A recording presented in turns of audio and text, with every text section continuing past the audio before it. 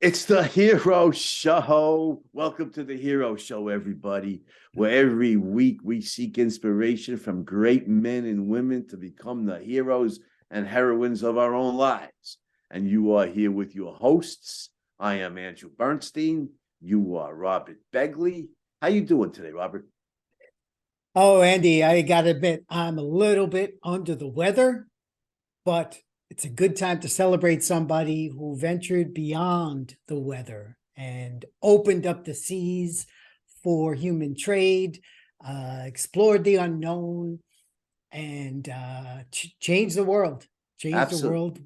Absolutely. And we are talking, of course, about the great Henry the Navigator of Portugal, Yes. whose dates were 1394 to 1460. And of course, Wow. he is a giant of exploration. I mean, exploration's gone on all over the world, going back way into, well, presumably way into prehistory, but certainly throughout all recorded history. But Henry gives it a much greater impetus, right? And he really accelerates it.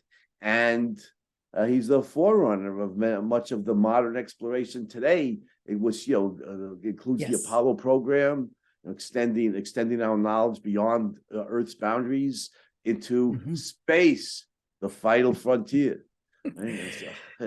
So, Andy, you started with this Continues. date, It continues. 1394. This is the Middle Ages. Okay, there is a lot of darkness. They went from the dark to the Middle Ages, if we look like historically, but there's a lot of unknown. And some of the themes that we want to cover today would be how can you navigate the unknown? Is there a proper method? Is it just like hearsay? How can you know things for sure, especially where there's a lot of darkness around you? Second point is, what about discovery? What does that term mean? We talk about Columbus, we talk about Magellan, we talk about John Cabot. These people are known as discoverers. They all stand on the shoulders of Prince Henry the Navigator. Yes, they do. Is that an accurate description? So I want to unpack that. And then the value of being born a noble birth. I mean, aside from the Duchess that we covered a couple of months ago, Duchess of Atholl, this is the first time there's someone of nobility, but it's actually legit. She married into the nobility. She married into, so he's born Prince Henry. He's a prince, and because he was the third of three sons, four sons actually they had, but he was number three. He was not going to be a king. And we are grateful for that, because if he was a king, kings tend to be tyrants. And he just had a different mindset. He was about exploration. That was his passion in his life. But he did have to kind of prove his worth to the nobility, who just basically wanted conquest. And just in the context, Andy, Portugal, this tiny strip of the Iberian Peninsula that Spain is most of it. It has the mountains on one side and the sea, the great Atlantic Ocean, frankly, on the other side, where the Romans, going back to the Roman era, the southwestern tip of Portugal, they thought literally was the end of the world. There were these cliffs in a place that is called Sagres. And so we have this idea of nobility, and what can we do? Is there good things that can come out of that, or is it just simply a matter of different kingdoms and this little strip called Portugal that had only been born a couple of centuries earlier? All of a sudden, it becomes this massive powerhouse of global trade, started by this one man. Yes. And if you're a nobleman, the problem with nobility and aristocracy, literal aristocracy, is traditionally the way people became dukes and and counts and kings and stuff is by conquest. So it's generally a glorification of warfare and imperialism. That's right. And the king very often has life and death power over his subjects. Well, who seeks such power or wants it? Power lust. So kings and emperors throughout history have done vastly more harm than they've ever done good. But there have been certain noble, Marcus Aurelius is an example. All of the endless warmongering, Alexander and Julius Caesar did a lot of good things. Henry the Navigator, his values were such. I don't know that he even wanted to be, to be the king, because it would deflect his attention away from what he really loved, which was exploration and discovery. So, but if you're nobility in the Middle Ages or in the early modern world, it helps because you have juice, as they say colloquially. You have power that a common man doesn't have, and if you want to get things done, good things, in this case, discovery, exploration, having that rank in society and some of the wealth that goes with it is certainly a tremendous benefit. And he certainly put it to good use. Yeah. So setting the context here again, so Portugal is this small strip on the Iberian Peninsula, and they're fighting with Spain. They're fighting with Spain completely to their east and even to the north, and they're also fighting with the Moors, with the Muslims. North African Muslims. The North African Moors, and that's plunder and conquest. And the Moors would constantly capture Portuguese sailors and Spanish sailors and bring them into slavery. And this plays a role in what happens. I'm sorry, Rob. I go ahead, finish this. Yeah, I was just going to say this affects, once Prince Henry has some success, this affects how his sailors respond once they start making some conquest. But Andy, let me just set up his childhood first before. But just let me say one thing. Yeah, go ahead. One thing before his childhood. Most Americans today don't realize how powerful the Islamic world was back then. Oh yes, yes. So the North African Moors conquered Spain in 711 AD, held most of Spain for centuries. 1492. Finally expelled by Ferdinand and Isabella, who were Catholic zealots and wanted an entirely Catholic Spain. Expelled, the last Muslims from Spain, and the Jews too. Let's throw them out also. While we're at, we don't. Yeah. But the Islamic world, this is the golden age of Islam, roughly 700 or 800 AD to 1200 AD, was very advanced, and in Spain, and they controlled the Med. Afterwards, the leading Islamic power was Turkey, of course, the Ottoman Empire, who conquered large parts of Europe.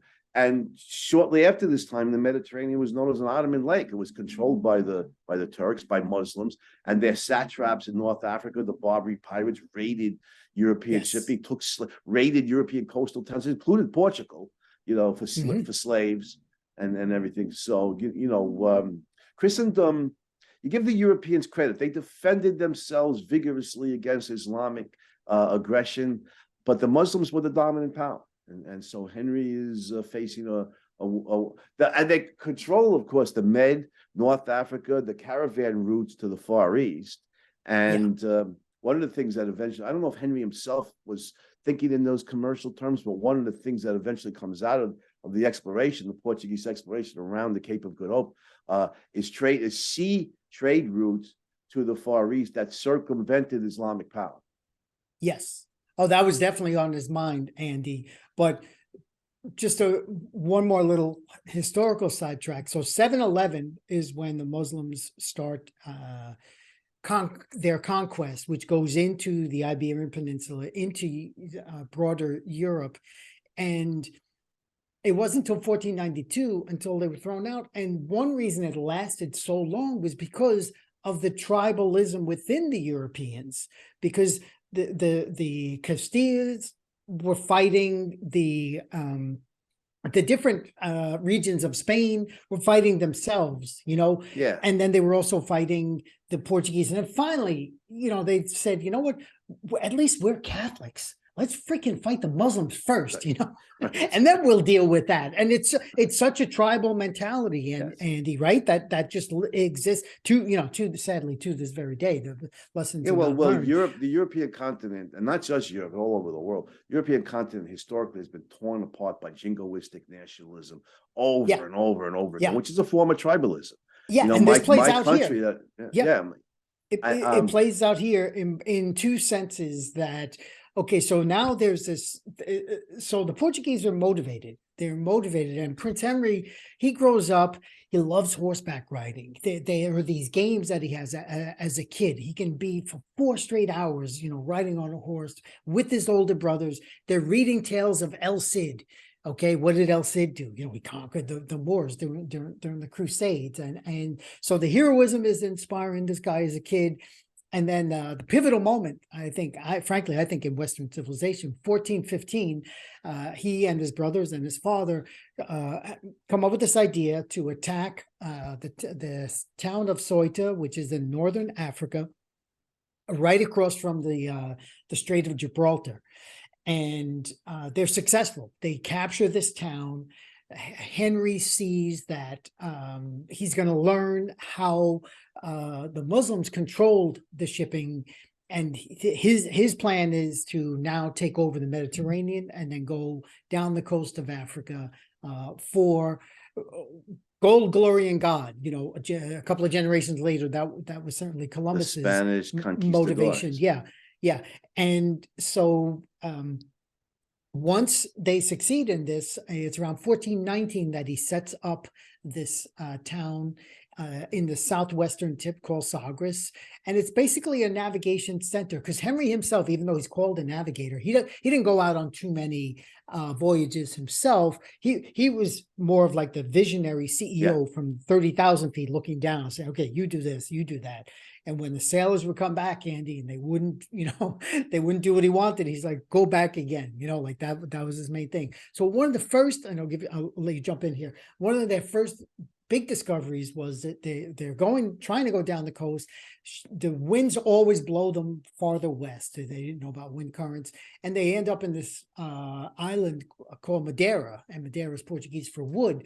And they see this incredible lush wood that even I think alcohol is made out of, and they see ways through Henry they see ways to build better ships, better vessels called caravels, lighter, faster, can go into more shallow water, and just that. So every time they find a new place, Andy, they take that knowledge and they actually settled in Madeira. And the first two children, the first parents who left Portugal and settled, when they had two children, and they named them Adam and Eve, just to show the Catholicism. How But they were very religious. There's no yes, doubt. they would definitely no definitely doubt, religious there. about Yeah. that. Yeah, but Henry had traditionally it's been called a school. Modern critics wonder about it, but he brought together cartographers, map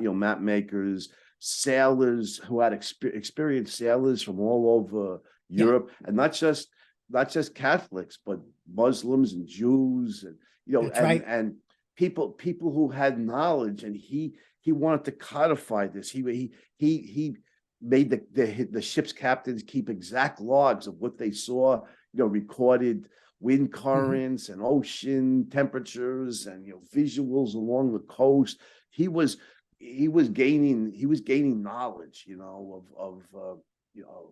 of the shipping routes, the ordinary shipping routes, but of the sea routes going south down along the west coast of Africa. And I have here, a great book, and I want to plug Daniel Borstein's The Discoverers. Yeah, it's a great quote there. And I think we should do a hero show episode on Boston one day, like we did for Will Durant. Because The Discoverers is a great book. The Creators is a great book. He wrote another one. I don't remember if the name of it was The Seekers or The Searchers, but it's all about these heroes, who explore and or gain new knowledge or invent new technologies and stuff. So here about Henry, on page 159 of The Discoverers, Boston writes, in the perspective of history, it is not so surprising that the pioneer of modern exploration never himself went out on exploring expedition. The great medieval adventure in Europe, crusading, called for risk of life and limb against the infidel. Modern exploration had to be an adventure of the mind, a thrust of someone's imagination, before it became a worldwide adventure of seafaring. The great modern adventure, exploring, first had to be undertaken in the brain. The pioneer explorer was one lonely man thinking. That's Henry. He's talking about Ooh, Henry. nice. Nice quote, isn't it? From Let Boston. me piggyback on that, Andy, Yeah, because go I have ahead. Borstein as well. He said he describes Henry as a curious combination of a bold, heroic mind and an outreaching imagination. His talent of obstinacy and his power to organize proved essential for the first great enterprises of modern discovery. Yeah, it's good We stuff. don't even like, we both have the quote from this great man and this great book, and we didn't plan this in advance. It's like we're on the same page here. Well, So Boston is great on yes. these kinds of issues. Mhm. We need to discuss the Cape, Cape Bahada, right? The J I know in Spanish is pronounced as an H. Is it the same in I have a couple Portuguese? of maps Is it the which same? we'll add into the because it does help to know the geography Yeah, of I mean, I looked at Bahada, right? The J is yeah. pronounced as an H in Portuguese Yeah. as well as in Spanish, I think. Yeah. Anyway, I looked at the map and I was surprised to see how far north Bahada is. The Europeans had penetrated Yes. only a very little distance down the west coast of Africa. Yeah. They were terrified that beyond this, and the Cape is not much of a cape as capes go. Not much. There's really no geographical problems with Cape Bahada. It was all the fear in these guys' minds that beyond this lay the edge of the world and monsters and sea serpents, and and these guys were very religious, so they're very superstitious. God knows, what they're they thought they would find out there. So I don't remember how many expeditions Henry sent out to go past. At least like 15. At least like 15 in the first like 5 to 10 years. He just constantly was sending them out. And again, so before any successes, you got to give your Andy, what would they okay, they didn't have a safety net, right? These guys didn't have a safety when he's sending them out. That's right.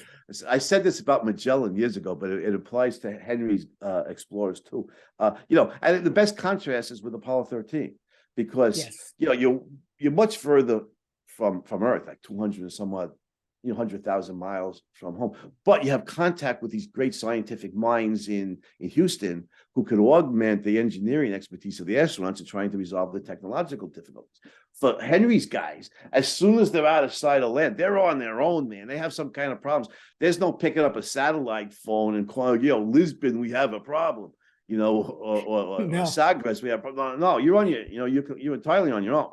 There's no help from the leading geographers or cartographers or scientists or shipbuilders, all of whom Henry had at Sagres. But once you're out in the ocean, there's no contact back in the. There's no contact, Andy. And just coming into again one of the themes, one of the questions of the show: how do you navigate the unknown? Well, what you do is you gather data. Each person who's trying to read, first of all, you have a goal, right? They had this goal, Cape Bahada. And it wasn't that far. If you look at a map, it's not really that far from Portugal, like 500 miles or so. But this was the unknown. Right. And he kept saying, measure this, bring me back exact details. What is the current like? What is the longitude, latitude, etc. And that's how you conquer the unknown. Even if 9 out of 10 people on that ship are scared to death of sea monsters or boiling, they're not even near the equator by then. But the captain has to have, the cojones to say, nope, we're going ahead, because guess what? If we don't, and we go back with our tail between our legs, we're going to hear it from the boss. We're going to hear it from Henry, that's right. So that's one reason, and guess what? If they succeeded, the rewards were incredible. Henry would pay out of his own, out of his own pocket initially, because you had mentioned Lisbon before. So Lisbon as the capital, that's a central eastern part of Portugal, even though it's a small country. But Henry wanted to be away from all that and all the bureaucracy that comes with that nobility. He just wanted to be on his own, creating, inventing, his work done his way, so to speak. And the nobility didn't even want to give him any money. They're like, what are you wasting? We should be conquering, and only when they started to get some success, they passed Cape Boador and started going farther south and getting results, bringing in gold from the African coast, and then unfortunately, some sailors started bringing in slaves, and now this is the beginning. It's the beginning Yeah. of the European part of the African Yes. slave trade. The slavery's existed in Africa and all over the world forever. Strong Forever. tribes conquer weaker tribes, kill their dangerous rivals, and enslave the rest. And Muslim slave traders have been trading slaves in sub-Saharan Africa for centuries, going back to I think like 800, 900 AD. But this is the beginning of the European involvement in the slave trade, and of course, with horrific results. Yeah. Yeah, and Henry himself did not approve. It was really his captains who would, when he saw this, he was certainly mixed in his in his ideas, but he did not want that. He really wanted it for trade and gold and exploration. That was what motivated. And however, once he did start bringing in these products, then Lisbon was like, okay, yeah, you can go farther. You could try it's commercially viable. Go for it, Prince Henry. And his crews kept advancing. Where they say baby steps, right? Mankind advances in baby steps. Kept going further and further south down the west coast of Africa. Now Henry himself dies in 1460. But there's I have another quote from Boston that I wanted to, because we have to discuss Diaz and Vasco da Gama and their eventual results. But Boston says on 168, at the time of Prince Henry's death in Sagres in 1460, the discovery of the West African coast had only begun, but it was well begun. The barrier of groundless fear had been breached in what became the first continuous organized enterprise into the unknown. Prince Henry, therefore, is properly celebrated as the founder of continuous discovery. For him, each new step into the unknown was a further invitation. Perfect. Yeah. Yeah, that's perfect. It was only begun, but it was well begun. Yeah. And we know what happened. Right? Was it 1488 that Bartholomew 87 Diaz? So actually, Diaz. before, just backtracking, Go when ahead. Henry knew he was dying, the king Alfonso had hired Frau Mora, who was the world's greatest map maker, to put together all his cartography and to put together all his data, so that even in Henry's lifetime, the globe was now different. The maps were more precise than they had been before then. And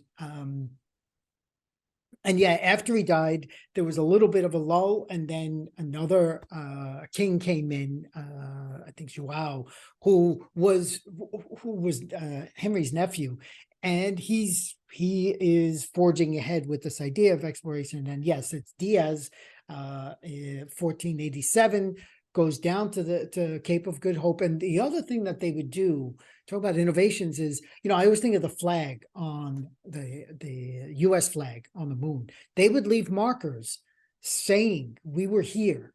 We Portuguese were here. They would leave like visible markers showing that we're no one else. Now let's also come into this idea even of like discovery, and when you're dealing with more tribal societies, than even like the Europeans, when it's literally just people who are, sadly, they're just not advanced as far as their knowledge goes.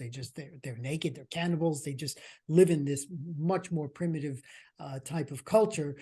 And but the Portuguese would come and they'd plant some kind of marker saying they were here. And when Diaz came back from the Cape of Good Hope, he was recognized, he was lauded by the king. And one person who was there and saw that was Christopher Columbus. who married a Portuguese woman, had studied under the Portuguese, had gone to them time and time again saying, I will sail west. And the Portuguese were like, no, we're already committed to going around the African continent. Now, if Henry was alive, he would have said, yeah, go west, young man, go. He probably would have. Definitely would have, yeah. We have two, two different trade routes to the east. That's of course what convinced Ferdinand and Isabella was the competition. Well, now we're back to the rivalry. You're right. Yeah, and so now we're back to the rivalry because Ferdinand and Isabella, Portugal just leapfrogged over Spain in this tiny little slice of the Iberian Peninsula. They're all of a sudden leapfrogging over you. And Isabella and Ferdinand are like, you know what, this is a risk, but the reward could be so great, which it certainly was. Risk is our business. Yeah. Yeah. And so now, okay. Let's ask this question, Andy. Did Columbus discover America? When we were kids, we were taught that in school. Frankly, I still believe it. But let me ask you, what do we mean when we say discover? Well, we have to put it in context. But first, let me go back to before I answer that. Portugal, the Portuguese, the Muslims had the overland route to the Far East. Yes. They could the Ottoman Empire. I don't know if it's the Ottoman Empire yet, but the Ottoman Empire, the Muslims control the Med. Soon the Ottoman Empire of present-day Turkey. The Portuguese have the eastbound seaward route to India and the Far East sewed up. So Columbus, with the widespread idea in the Renaissance that at least many people certainly knew the Earth was round. You could reach the Far East by sailing west. So it was a bold plan from Columbus, and you're right. The Spaniards leaped at it to compete with Portugal. Did Columbus discover America? I think so. I would say so in the sense that, we know the Vikings were there, earlier in several centuries earlier. We know there were primitive tribes from Central Asia. Mongolia, Siberia, that had crossed into North America and eventually South American continents, centuries before, and then we have some advanced empires, the Incas, the Aztecs, and so on, and then I think and some others. But in the sense that, I agree with. Here's the key point. I think I certainly agree with Ayn Rand, the great novelist, philosopher. And I think if you haven't read Atlas Shrugged, I think everybody should. A great novel, but morally, that which promotes human life is the good, and that which harms human life is the evil. And I think it's just a fact of history that no honest person could deny that Western civilization was much more advanced than these Indian tribes in North America. Most of them, and maybe even the Incas and the Aztecs, are much more advanced in terms of philosophy and the arts and science and so on, written language. And so when we say Columbus discovered America, I think what that means is he discovered it for the more advanced civilization, the civilization that could promote flourishing human life much more than those primitive tribes in the New World could. And today, today the descendants of those tribes can live a much better life than they could have. For centuries and centuries, those tribes made for the most part, especially in North America, made very little advance. Those North American tribes didn't even have a written language, right? Until was it Sequoia in the 19th century. So they occupied those lands for centuries, going back to I forget what 8,000 BC or a long time, and with very little or no advance. So the descendants of those tribes live a much better life in the United States of America, a product of Western civilization, than they could have, in the primitive. I don't want to call it culture, the primitive non-culture of those. Those North American tribes. So I would say yes. Yeah, the only thing I'll add to that, two quick additions. One is that entire continent was not on any known maps. Okay. even the natives did not have maps that were, They didn't have a language. exactly. A written But language. the Western, but the Europeans did have maps, and it wasn't even on there. So in that sense, it was discovered. Okay, it was, even if it was an accident, and even if Columbus his entire life thought that he was in India, and while he's going west, that's when Da Gama did go to India and make his way all the way there. And here I can just show real fast. I don't know how good this will come out Yeah, from nice. here, but here's Portugal, this little thing here, and Da Gama comes all the way down here. Cape of Good Hope is here, and then goes to the Indian continent. And this Yeah. achievement is just Yeah, it's just, it's and you amazing. see the sea monsters and all these Yeah, the other sea things monster. Right. You hold that up, keep holding it up, because Cape Ahata, which was it was yes, the Cape Fear, really. yeah, It's really like way up the northern part of before yeah, you get down to the big bulge yep, in the African mhm, continent.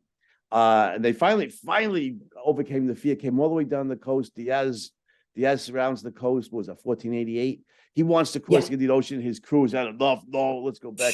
yeah. And Da Gama rounds Cape of Good Hope and crosses the Indian Ocean to India. Was, I think, in 1498. I think he arrived. Yes, 1498.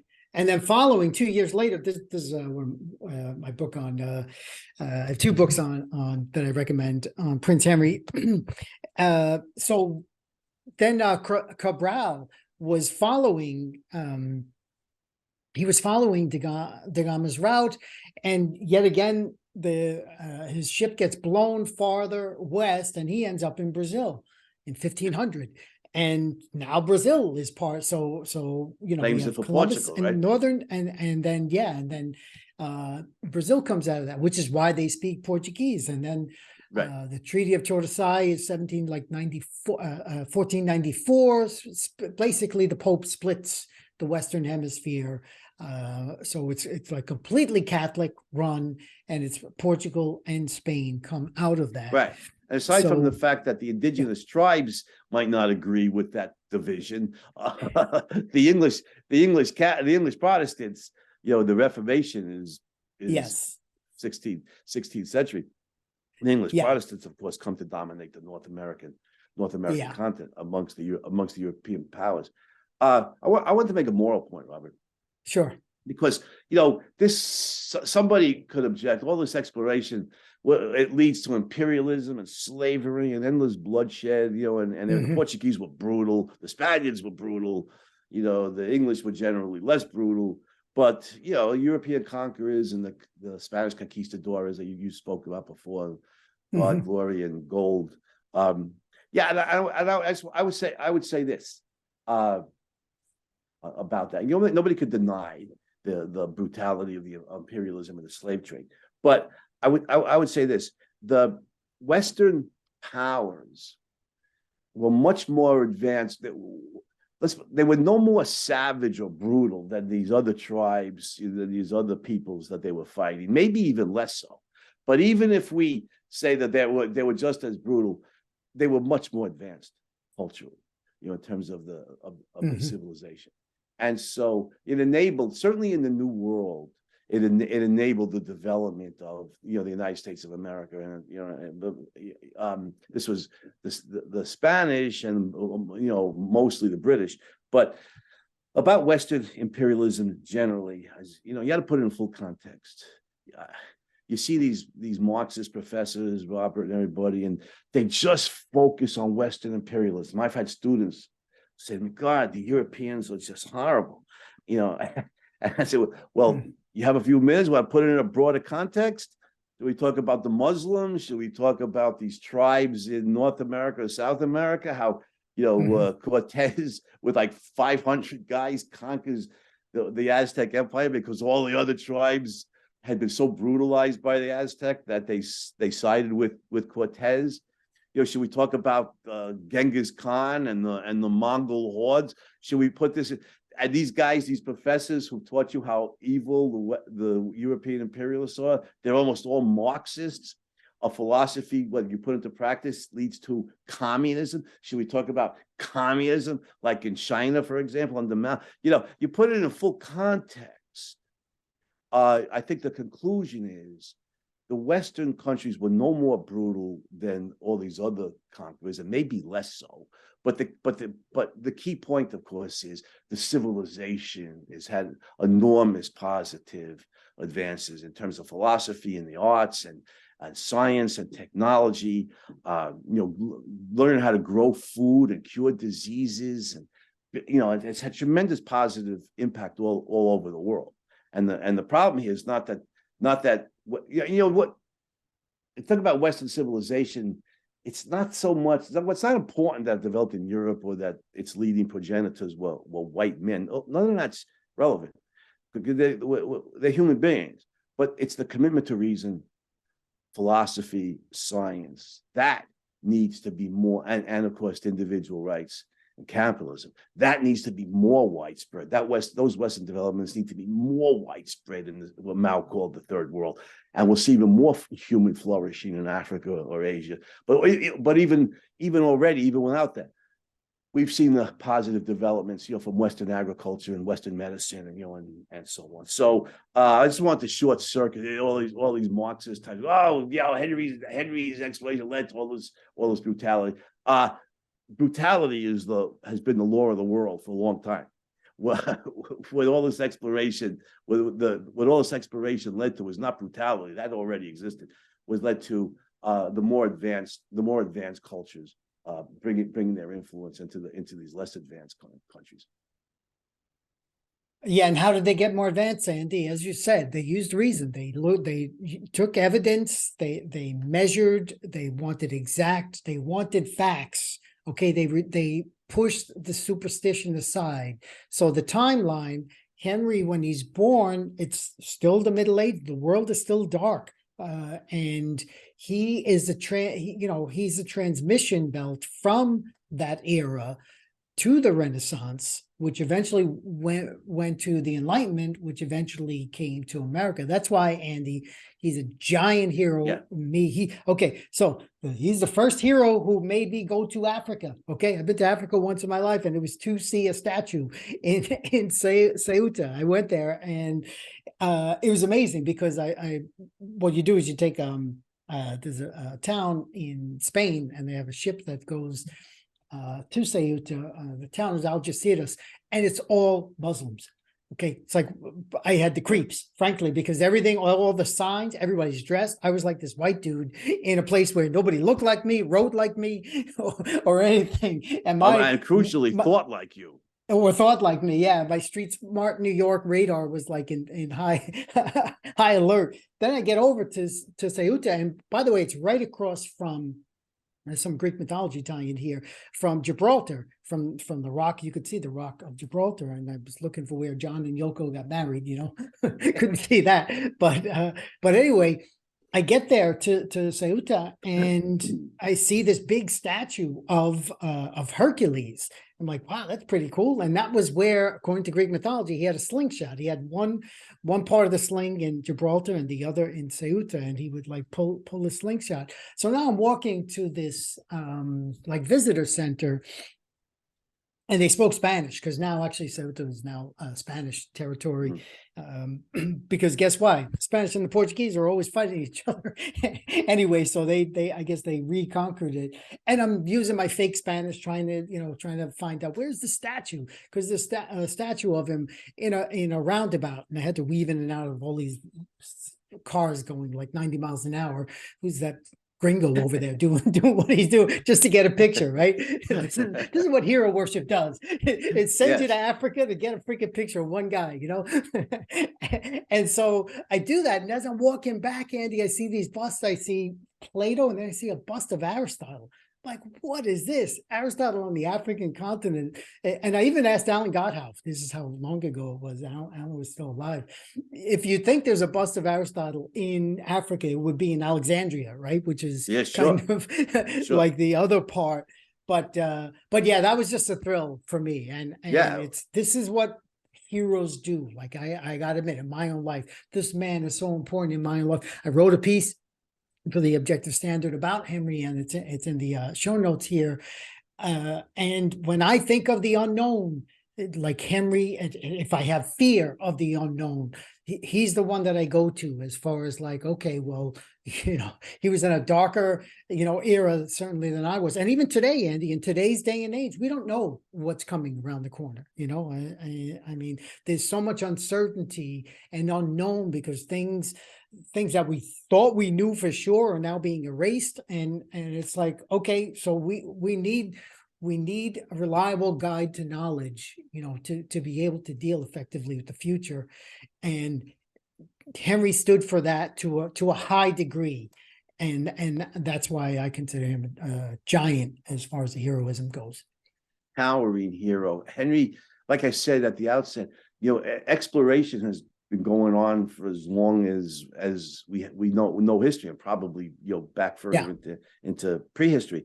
But Henry greatly accelerated the exploration of unknown parts of the world and their discovery by the more advanced Western civilizations, and that spirit, of course, is it goes back long before him.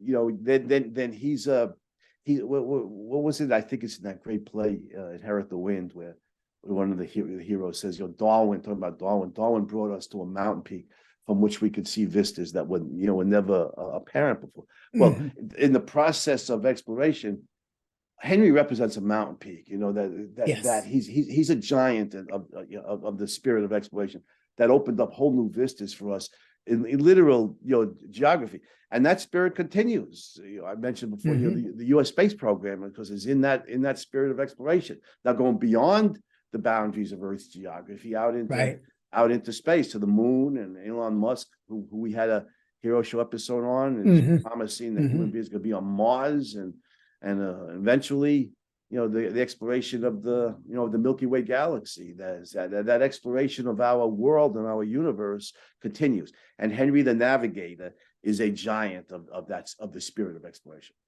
Yeah, I agree. And and one of the things we're doing is, people know Magellan, they know Columbus, the space program. There's nothing called Prince Henry the Navigator. There's no new thing that they're going to discover and say, okay, this is Prince Henry. Like, he's not as well known. And that's another, motivation in the hero show, is to let people know about these gems who have done these incredible things. And there's a couple of, here I'll credit the UK, because both in London and Liverpool, they have statues, which I've stood in front of and taken pictures of Prince Henry. New Bedford, Massachusetts, there's like a whole park. So in a sense, he's recognized by some in some pockets, but he should be as popular a name and as praised as a Magellan and Columbus. And Columbus, yeah. Right. You're absolutely right, Robert. Something just occurred to me. If we could contact Elon Musk, we could urge him, if SpaceX establishes a colony on Mars one day, name it Henryville. Yeah. Henryville, after Henry the Navigator. I like it. It's that spirit. It's that spirit that will take us to Mars. Yeah, exactly. And so the last thing I would say is this: the exploration that Henry, the spirit of exploration that Henry embodies, so perfectly. Look at the benefits. First of all, knowledge of geography, of Earth's surface, the oceans, the different continents, the sea currents, the wind currents. That's a valuable knowledge in and of itself. Opens up trade routes. I'd like to think that we're morally progressing from imperialistic times to Adam Smith's international free trade. That people like Putin and Xi in China, invading Ukraine, and Xi very possibly going to invade Taiwan. That's a dying breed. I like to think that. I don't know if it's true, but certainly opens up trade routes. As Adam Smith pointed out, international free trade benefits everybody, unlike imperialism and conquest. So, it opens up trade routes, makes possible cultural knowledge, cultural exchanges back and forth between different areas, and makes possible simply travel.